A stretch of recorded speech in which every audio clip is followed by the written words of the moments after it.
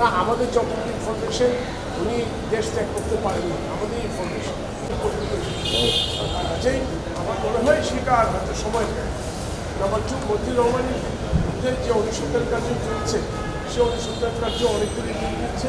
আরেকজন এনবিআরের কর্মকর্তা যিনি প্রথম সচিব ছিলেন তার বিরুদ্ধে অনুসন্ধান কাজ, তার জব্দের কাজ অনেকগুলো এগিয়ে দিচ্ছে। আরেকজন রাজশাহীর উপকর কমিশনার, ওনারকে আপনার ওনার জামিন বাতিল করেছিলেন, উনি আবার জামিন যুক্তরাষ্ট্রে সেই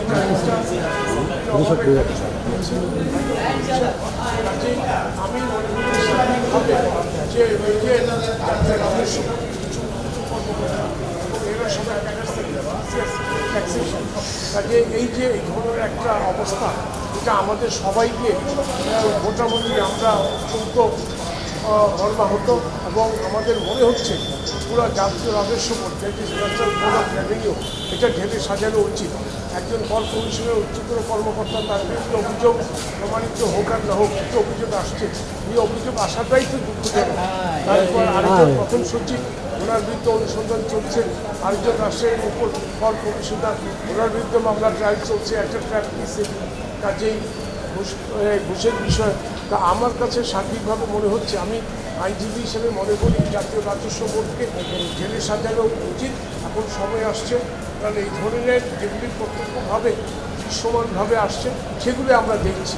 আর আমরা যেগুলি দেখছি না সেই ধরনের অহরত মানুষের সাধারণভাবে অভিযোগ আছে সাধারণ মানুষের।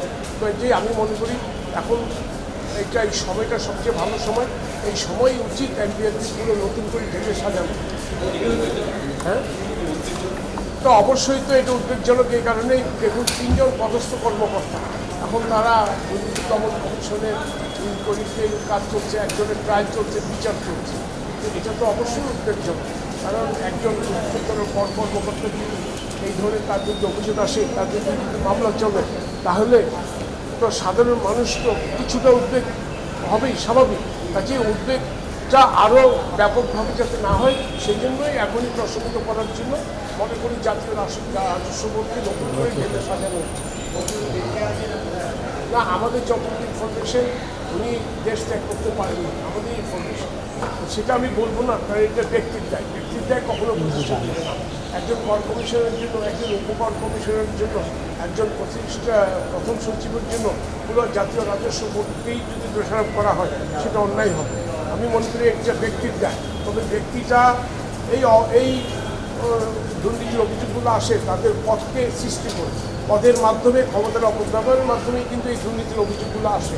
সেখানে এই ব্যক্তির দায় যেহেতু থাকে, অটোমেটিক একটা প্রতিষ্ঠানের উপর মানুষের প্রশ্ন, সেই প্রশ্নটা যেন আর প্রশ্নিত না হয় সেজন্য আমি মনে করি সরকারের উচিত, এটা আমার একজন সাধারণ আইনজীবী হিসেবে আমার নিজস্ব ধারণা, পুরো এনবিআরকে ঢেলে সাজানো উচিত। কারণ এখনও সময় আছে, কারণ এটা যদি আরও স্প্রেড হতে থাকে তাহলে সাধারণ মানুষ তো আরও বিপদগ্রস্ত হবে।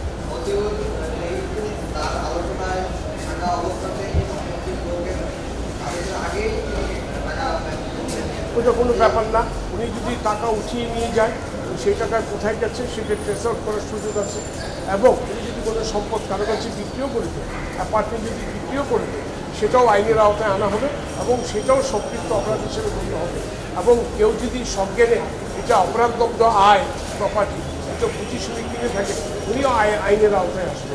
আর কেউ যদি সরল মনে এটা কিনে থাকে, তাহলে আদালত যদি উনি প্রমাণ করতে পারে তাহলে ওনার হয়তো কিছু হবে।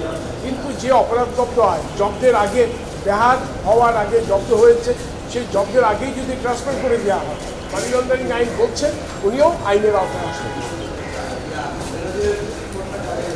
আমরা আশা করছি খুব তাড়াতাড়ি হবে, কারণ এখন তো আমি যতটুকু জানি অনুসন্ধান শেষ পর্যায়ে।